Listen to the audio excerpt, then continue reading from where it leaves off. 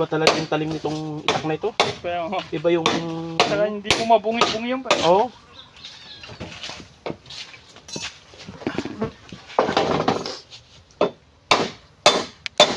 Iba yung tunog, oh.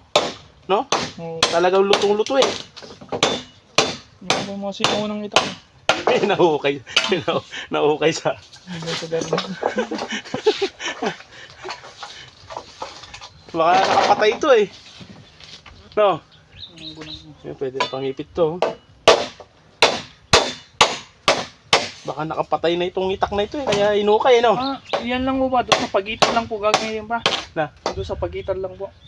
Sa, itong malilitan. Hindi mo ba itong aba na to doon sa Oh, pagitan? yung... Kasi yung meron... Uncle Boy, tsaka Oh. yung sa may kusina ba? Oh, di ba ito yung kay Uncle Boy mo? Oh.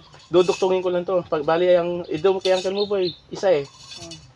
Ay baka isingit ko na. Ay di, mataas kasi sa kanya eh. Kaya mag-iisa tayo doon. Ito meron ito eh. O, tapos dalawa. Tapos tatlo yung pagpatungan. O, tapos tatlo lang. Ay dalawa lang dito. Ano lang ang una ba? Papatong lang. Ay isa lang dito pala, isa. Kahit O tapos ba? dalawa lang dito. Papatong na. Papatong na lang natin. Sobra mo. Ay yung iba nga magagamit ko sa ano, sa kulungan. Yung kulang mo ako. Pwede pa ako. Sa kulungan ng ano. Pag sa pinati inabangan ng iba. Oo ah. Sige ko. Ano na. Dito po kami sa bukid namin. Ito po yung bukid namin, no. Ito po yung tanim namin na tubo. Patubukan.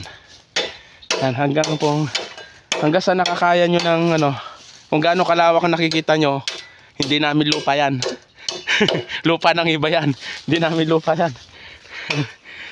Dito kami. Yan, no. Nagkaano kami ng kawayan.